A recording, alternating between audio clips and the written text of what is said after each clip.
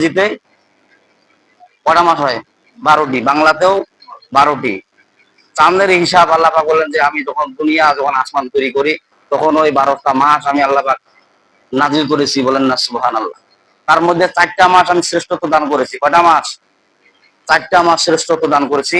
তার মধ্যে হলো মহরম মাস আর রজব মাস, জিলকত জিলহজ, কয় মাস হইলো? 4 মাস। এক নম্বর হলো মহরম মাস, মুখস্থ করেন। 4টা মাস আল্লাহ সম্মানিত করেছেন। এক নম্বর হলো কি? মহরম মাস। দ্বিতীয় নাম্বার কি? রজব মাস। তৃতীয় নাম্বার জিলকত এবং চতুর্থ নাম্বার জিলহজ। এখন আপনারা বলতে পারেন রমজান মাস এটা কি সম্মানিত না? না, রমজান মাসটা একটা স্পেশাল মাস। আল্লাহু আকবার। রমজান মাসটা কি বান্দাদের জন্য একটা স্পেশাল মাস। বলে কি কেন? বলে এই 4টা মাসের মধ্যে আল্লাহ পাক বলেন যে তোমরা মারামারি হানাহানি করিও না, এই মাসে তোমরা দান শ্রদ্ধা বেশি বেশি করো, বলেন না সুবহানাল্লাহ। কারণ এই মহরম মাসে মুফাসসিরগণ ব্যাখ্যা লিখতে যায় লিখছেন যে এই মুহররম মাসে হযরত ইউনূস আলাইহিস সালাম মাছের পেট থেকে নিরাপদ পেয়েছেন, বলেন না সুবহানাল্লাহ। আর মুসা আলাইহিস সালাম কি করেছেন বলেন? যে এই মাসে মুহররম মাসে 10 মুহররম বলা হয়। এই যে আমরা কারবালা কারবালা বলি, কারবালা শব্দের অর্থ কি? কার মানে হলো জায়গা বা স্থান, বালা মানে মুসিবত বা কষ্ট। কারবালা, কার শব্দ তো হলো কি? জায়গা বা স্থান। আর বালা শব্দ তো কি? কষ্ট বা মুসিবত। বালা মুসিবত কয় না মানুষ? বালা মুসিবত, বালা মানে কি? মুসিবত বা কষ্ট। এই যে কারবালা মানে কি? কষ্টের। তাহলে অর্থ কি হচ্ছে? কারবালা মানে অর্থ কি হচ্ছে? কষ্টের জায়গা। এই যে হাসান হুসাইনকে যে শহীদ করানো হলো, হুসাইনকে বিষ পানি করে মৃত্যুবরণ করা হলো এবং কি হাসানকে গলা কেটে হত্যা করা হলো, এই যে কারবালার ময়দান, কারবালার ময়দান যে বলে। আসলে কারবালার ময়দান বলতে কি বোঝায়? মুফাসসিরগণ ব্যাখ্যা লিখছে যে মানুষের যে জায়গায় কষ্টের স্থান হয় সেটাই হলো কারবালার ময়দান। কারবালার ময়দান এই যে ফিলিস্তিনের মধ্যে থেকে তাকান, কত মুসলমান অন্যায় ভাবে হত্যা করতেছে মুসলমানকে ফিলিস্তিনের মধ্যে, যে দেখা না? আমরা তো আরামে সুখে আছি, অন্য অন্য রাষ্ট্রের দিকে মুসলমানের প্রতি অনেক নির্যাতন চালাচ্ছে, ঠিক কিনা বলেন? মুসলমানের প্রতি এমন নির্যাতন চালাচ্ছে যে নির্যাতনের কোনো সীমা রেখা নাই। আর আমরা তো এখানে নিরাপদে আছি, আমরা কিছু মনেই করি না। কিন্তু যে এক মুসলমান আর এক মুসলমানের প্রতি যদি আপনার কাকুতি মিনতি যদি না থাকে, যদি ভালোবাসা না থাকে, মুসলমানের 6টা হক, কয়টা হক বলেন দেখি? একটা মুসলমানের 6টা হক থাকে। 1 নম্বর হক হলো যে এক মুসলমান আরেক মুসলমান যদি বিপদে পড়ে সহযোগিতা করা, এটা কার হক? এটা একটা মুসলমানের দায়িত্ব। বিষ্ণুনবীজি বলেন যে এক মুসলমান যখন অন্যায় জর্জরিত হয়, আরেক মুসলমান যখন চুপ থাকে, বুঝতে হবে যে ওই মুসলমানের মধ্যে প্যারালাইসিস। কেমন করে আপনাকে বলি, পায়ের একটা অংশের মধ্যে যদি আপনার ফুটা হয়, পায়ের একটা অংশের মধ্যে যদি ফুটা হয়, ওই ফুটা যদি যদি আপনার গোটা শরীরে যদি ব্যথা জর্জরিত না করে, তাহলে ওই পায়ের মধ্যে কি হয়েছে বলেন দেখি আপনারা? প্যারালাইসিস। কারণ ওই পাটা অকেজ হয়ে গেছে, যার কারণে গোটা শরীরের মধ্যে প্যারালাইসিস। মানে কি? ওই যেটা ক্ষত স্থান ওইখানে আঘাত, বাকি শরীরের মধ্যে কোনো আঘাত আসবে নাকি? আসবে না। তদ্রুপ এক মুসলমানের আরেক মুসলমানের অন্যায় হচ্ছে, অনেক অন্য মুসলমানদের জর্জরিত মারধর হচ্ছে, আপনি মুসলমান চুপ করে আছেন, আপনার কিছুই মনে হয় না, তার মানে আপনি মুসলমানের নামক প্যারালাইসিস মুসলমান, মানে আপনার ইমানের মধ্যে কি আছে? বিষ্ণুনবীজি বললেন যে একটা মুসলমানের মধ্যে 6টা হক থাকে। একটা হক হলো যে এক মুসলমান যখন অন্যায় হয় আরেক মুসলমান কি করবে? প্রতিবাদ করবে, যে এই মুসলমান। বিষ্ণুনবীজি কোনোদিন চুপ থাকতেন বলেন? এক মুসলমানের প্রতি যখন অন্যায় চলতো বিষ্ণুনবী চুপ থাকতেন, এবং কি হযরত ওমর রাদিয়াল্লাহু তাআলা আনহু কি করতেন না? চুপ থাকতেন। বিষ্ণুনবীজি শিখাই দিলেন কেমন করে যে ইহুদির সাথে মুসলমানের কোনো সাগরিদ থাকে না, ইহুদির সাথে মুসলমানের কোনো সম্পর্ক রাখা ঠিক না। আজকে আমরা ইহুদির সাথে সংযোগ কেমন করে? মোবাইলের মধ্যে অ্যালার্ম চালু করে রাখে কয়টার দিকে আর্জেন্টিনা আর ব্রাজিলের খেলা হবে, কিন্তু ফজরের নামাজের জন্য ওই লোক আসে না। অথচ কিয়ামতের দিন বলেন দিক ফজরের নামাজ বাঁচাবে না আর্জেন্টিনা বাঁচাবে? আর্জেন্টিনা আর ওই ওই ব্রাজিল বলে যে আর্জেন্টিনা এমন একটা এলাকা, বিয়ে শাদী লাগে না, এমনি মনে করে সন্তানের বাবাই আছে, বলেন না নাউজুবিল্লাহ। আমি কি ভুল কিছু বললাম? আর ওদের সাথে আপনি সাগরেদ রাখেন। ওরা কি জাতি? ইহুদি জাতি। ওরা কি জাতি? ইহুদি জাতি। ইহুদির সাথে আপনি সাগরেদ লাগলেন। বিশ্বনবী যে ইহুদির সাথে সম্পর্ক রাখতেন, বলেন? ইহুদিরা কার অনুসারী বলেন দেখি? ইহুদিরা হলো মুসা আলাইহিস সালামের অনুসারী। আপনি বলতে পারেন যে হ্যাঁ একটা পয়গম্বরের অনুসরণ করে, মুসা আলাইহিস সালামের অনুসরণ করে, হ্যাঁ সেই ইহুদিকে আমরা অপছন্দ কেন করবো? হযরত ওমর রাদিয়াল্লাহু তাআলা আনহু মুসা আমলের একটা কিতাব পাইছিলেন, খন্ড কিতাব, বিষ্ণুনবীজির কাছে পাঠ করতেছেন। বিষ্ণুনবীজি রাগান্বিত জর্জরিত হয়ে গেলেন। বিষ্ণুনবীজি বলেন, হে ওমর, তুমি কি জানো মুসাও যদি আমার আমলে যদি জন্মগ্রহণ করতো, সে মুসাও কোরআনকে গ্রহণ করতো? বলেন না সুবহানাল্লাহ। যে মুহররম মাস আমরা খালি রোজা নিয়ে ফালাফালি করি, রোজাটা কোথা থেকে আসলো? হ্যাঁ, বিশ্বনবীজি এই মহরমে 10 মহরমে বিশ্বনবীজি ইহুদির কাছে গেলেন, ইহুদিদের কাছে গেলেন, যা জিজ্ঞেস করলেন যে তোমরা কি আজকে উপাস ছিল নাকি? কথা হ্যাঁ জি হুজুর আমরা রোজা আছি। কথা কেন রোজা আছো? কথা হযরত মুসা আলাইহিস সালাম এই দিনে নিরাপদ পেয়েছেন। বলেন না সুবহানাল্লাহ। ফেরাউন এই দিনে সুবানি খেয়েছেন নীল নদের মধ্যে, আর মুসা আলাইহিস সালাম নিরাপত্তা পেয়েছেন, এজন্য আমরা রোজা থাকি। কথা কয়টা রোজা? কথা একটা রোজা থাকেন। কথা হ্যাঁ, ইহুদিরা যদি একটা রোজা থাকে তাহলে তো আমরা তো আরো বেশি হকদার। তার মানে কি একটা পয়গম্বর এদিনে নিরাপত্তা পেয়েছেন, সেই উপলক্ষে তো আমাদেরকে আরো একটা বেশি রাখা দরকার, ঠিক কিনা বলেন? ইহুদিদেরকে জানালেন না, বিষ্ণুনবী বলেন, সাহাবীদেরকে ডাক দিলেন যে ইহুদিরা একটা রোজা রাখবে, তোমরা কয়টা রাখবা? 2টা রাখবা। তার মানে কি 9, 10 অথবা 10, 11। আজকে 10 তারিখ, 10 মুহররম, এই আজকের দিন একটা রোজা, তারপরে ওই 11 তারিখে একটা রোজা। আর এই যে মাসগুলা, যে আরবি মাসগুলা, এটা আপনি যেমন তেমন মাস মনে করেন না, এই মাসগুলা আল্লাহ তাআলাই নাজিল করেছেন। বলেন না সুবহানাল্লাহ। এখন দলিল নেন সূরা তওবার 36 নম্বর আয়াতে আল্লাহ রাব্বুল আলামিন বলেছেন, ইন্না ইদ্দাতাশ শুহুরি ইনদাল্লাহি 12 শাহরান ফি কিতাবিল্লাহ ইয়াওমা খালাকাস সামাওয়াতি ওয়াল আরদ মিনহা আরবাআতুন হুরুন। আল্লাহু আকবার। আল্লাহ রাব্বুল আলামিন বলতেছেন ইন্না ইদ্দাতাশ শুহুর, ইন্না মানে নিশ্চয়, ইদ্দাতা মানে গণনা, শুহুর মানে মাস, ইনদাল্লাহ আল্লাহ তাআলার নিকট, ইসনা আশারা, আর ইসনা আশারা শাহরান, ইসনা আশারা মানে 10, ইসনা মানে 2, 10 আর 2 কত হয়? 12। শাহরান মানে মাস, ফি কিতাবিল্লাহ আল্লাহ তাআলার কিতাবের মধ্যে লিপিবদ্ধ করেছেন। বলেন না সুবহানাল্লাহ। আল্লাহ পাক বলেছেন জানুয়ারি, ফেব্রুয়ারি, আষাঢ়, শ্রাবণ আমি আল্লাহ পাক করি নাই। আমি আল্লাহ কেবল মুহররম, সফর, রবিউল সানি, রবিউল আউয়াল, রজব, শাবান এগুলো আমার আমি কোরআনের মধ্যে নোট করেছি। বলেন না সুবহানাল্লাহ। তার মানে কি এই মাসগুলোর মধ্যে আল্লাহ পাক আর শ্রেষ্ঠ তো 4টা মাসকে আল্লাহ তাআলা শ্রেষ্ঠ দান করেছেন। এক নাম হলো মুহররম মাস, 2 নাম হলো রজব মাস, 3 নাম হলো জিলকদ মাস, 4 নাম হলো জিলহজ মাস। এই মাসগুলোর মধ্যে আল্লাহ রাব্বুল আলামিন বলে তোমরা অন্যায় জুলুম কাজ করিও না, বেশি বেশি করে দান সদকা করো। বলেন না সুবহানাল্লাহ। আল্লাহ রাসূল শিখাই দিলেন যে ইহুদিরা একটা রোজা রাখবে, মুসলমানরা 2টা রাখবে। তার মানে কি ইহুদির সাথে শাগিরত করা যাবে না। আর আপনি ইহুদির সাথে শাগিরত করেন, ইহুদির সাথে মিলামেশা করেন, ইহুদির সাথে চলাফেরা করেন, কেমন করে? এখন বলতে পারেন যে হুজুর কেমন করে? রাত 3টার দিক এলার্ম চালু করে রাখেন, ব্রাজিলের খেলা হবে, আর্জেন্টিনার খেলা হবে, সেই অপেক্ষায় থাকেন, অথচ নামাজের অপেক্ষায় থাকেন না। অথচ আল্লাহ নিচের আসমানে এসে ডাকে, হে আমার অভাবগ্রস্ত বান্দারা, তোমরা কারা অভাবগ্রস্ত আছো? আমাকে আল্লাহকে ডাকো, স্মরণ করো, তোমার অভাবগ্রস্ত আমি দুর্বৃত্ত করে দেবো। বলেন না সুবহানাল্লাহ। তাহাজ্জুদের রক্তের মধ্যে আল্লাহ তাআলা আসেন, বান্দাদেরকে ডাকেন, আর ওই সময় নিয়ে আপনি খেলা নিয়ে ব্যস্ত। আর্জেন্টিনা আর ব্রাজিল আর আর্জেন্টিনা। হ্যাঁ, আপনি যদি ব্রাজিল এবং আর্জেন্টিনা যে সাপোর্টার হন, ওদেরকে যদি পছন্দ করেন আর ওদের সাথে যদি হাসনা চলায়, কিয়ামতের দিন কোন দশা হবে বলেন দেখি? একটা ফতোয়া দেখান যে পয়গম্বররা ইহুদিদের সাথে শাগিরত করছে, ইহুদিদেরকে পছন্দ করছেন। একটা ফতোয়া দেখ। ইহুদি আর নাসারা ওদের সাথে আপনার শাগির মিল থাকে, ওদের খেলার সাথে আপনি খেলা দেখতে যান, ওদের গেঞ্জি পরেন, ওদের সাপোর্টার হন। নবীজির গেঞ্জি পরা যায় না। এখন আপনি বলতে পারেন যে হুজুর নবীজির গেঞ্জি কেমন করে? নবী সাদা সিধা জিনিস পছন্দ করতেন। আপনার গেঞ্জির মধ্যে কি লা ইলাহা ইল্লাল্লাহ ছবি রাখা যায় না? বিশ্ব নবীজির ছবি রাখা যায় না? সৎ পথের কি ছবি রাখা যায় না? আর আর্জেন্টিনা আর ব্রাজিলের ছবি লাগান, যে আর্জেন্টিনা আর ব্রাজিল। কিয়ামতের দিন যদি আর্জেন্টিনা, মানে আপনি বুঝাতে চাচ্ছেন যে আমি আর্জেন্টিনার একজন খেলোয়াড়, আমি আর্জেন্টিনার একজন সৈনিক। তার মানে কি আপনি ইহুদির সৈনিক, আপনি রসুলের সৈনিক। রসুল বলেন ফালাইসা মিন্না, যে আমার শাগিরদ হলো না সে কখনো জান্নাত পাবে না। আপনি একটা জিনিস দেখেন, আর্জেন্টিনা ব্রাজিল আপনার জন্য কান্না করছে, ওদের দলের লোক আপনার জন্য কান্না করছে, দেখান একটা।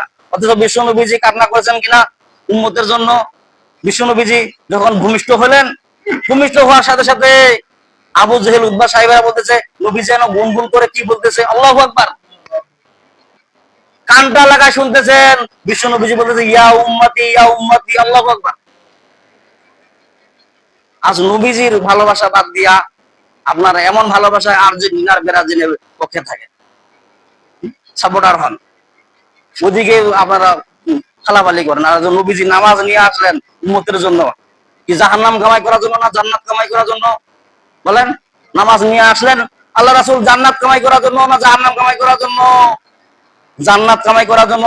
জান্নাত কামাই করার জন্য যদি নামাজ নিয়ে আসেন, সেই নামাজ কেন আপনি পড়তে পারেন না? আপনার মতো হতভাগা আর আছে নাকি? বিশ্বনবীজি কি না করেছেন বান্দাদের উম্মতের জন্য এক দেখান। সবকিছু করছে। যাক যেখানকার মাটি দিয়ে তৈরি করা হয়েছে সেখানে সে দাফন হবে।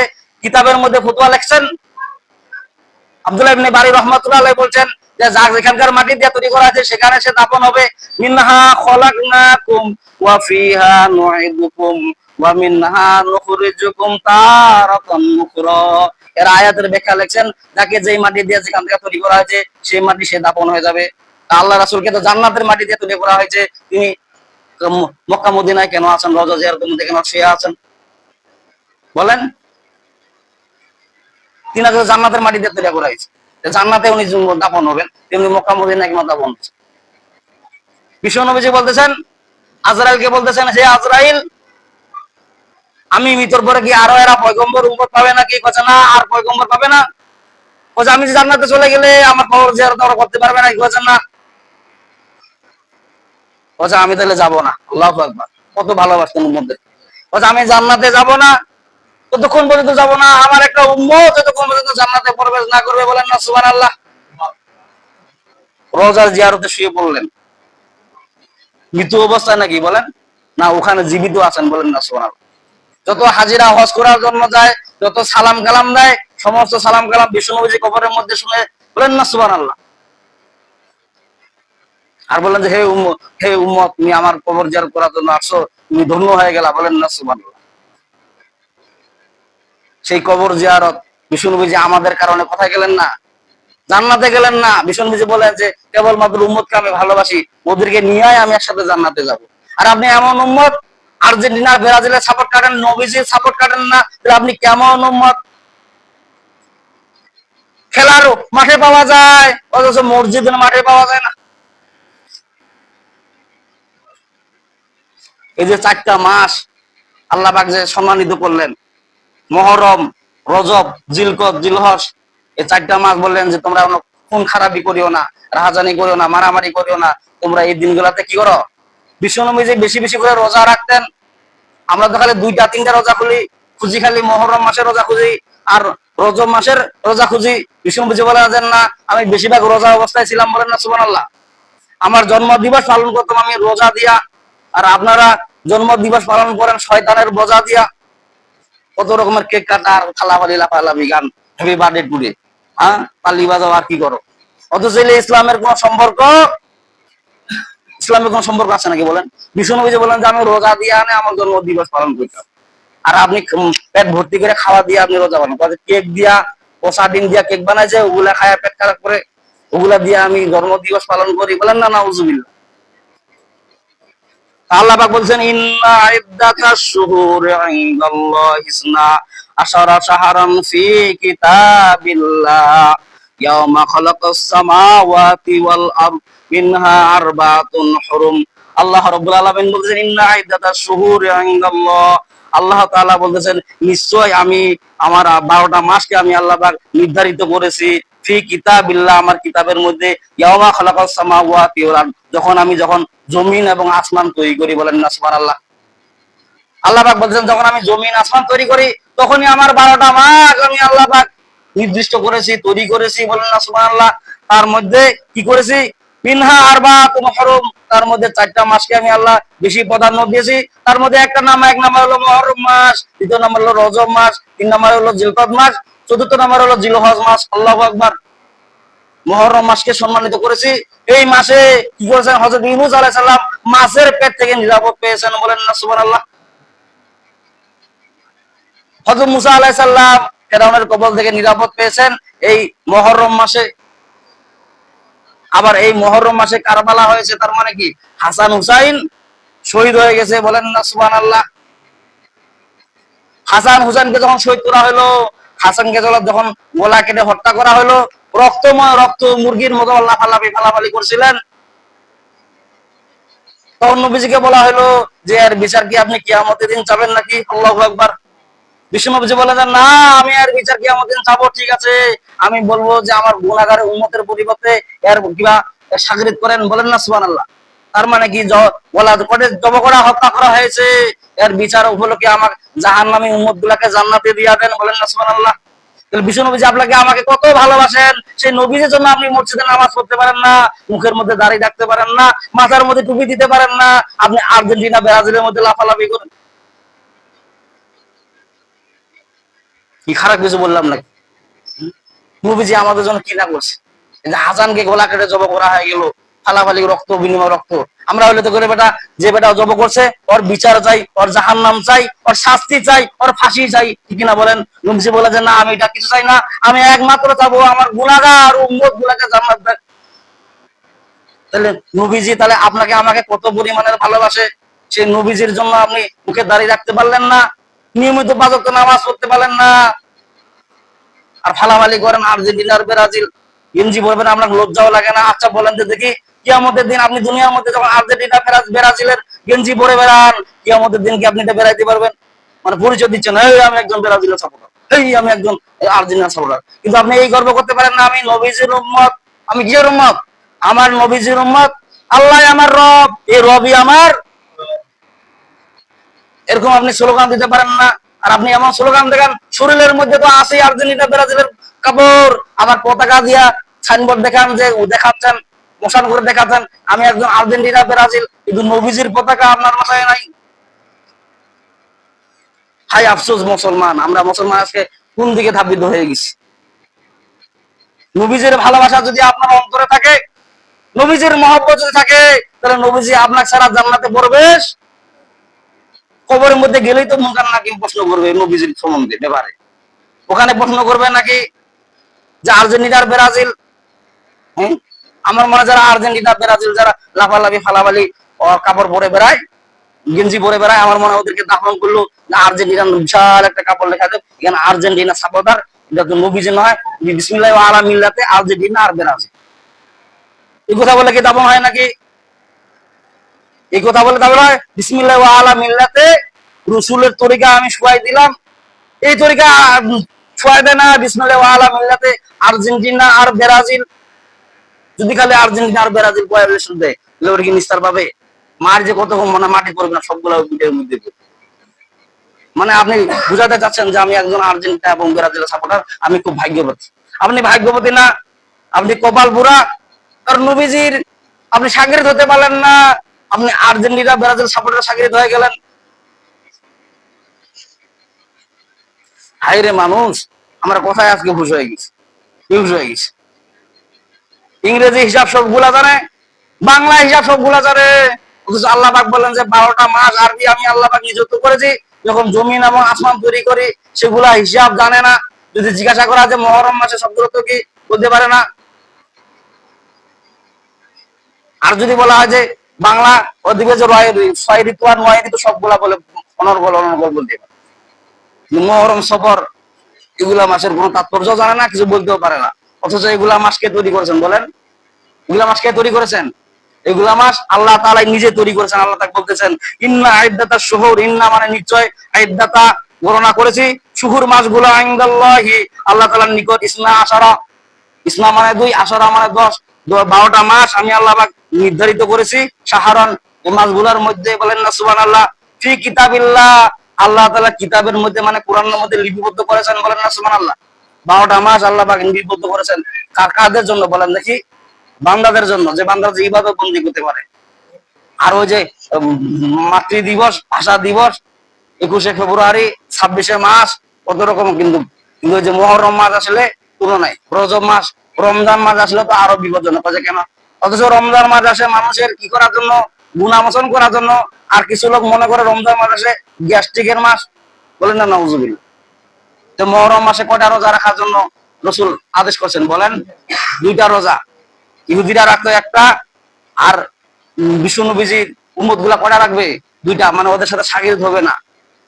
ওরা একটা রাখে, যদি আপনি যদি 9 রাখছেন তাহলে 9, 10, অথবা যদি 9 রাখতে পারেন না, যদি আজকে একটা রাখেন তাহলে কালকে আরেকটা, 10, 11।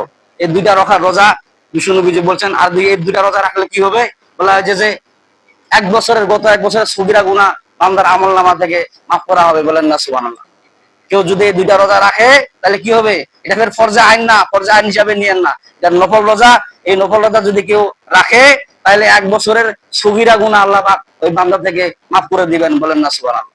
আল্লাহ পাক আমাদের সবাইকে আমল করার তৌফিক দান করুক। ওয়া আখিরুল আলহামদুলিল্লাহি রাব্বিল আলামিন।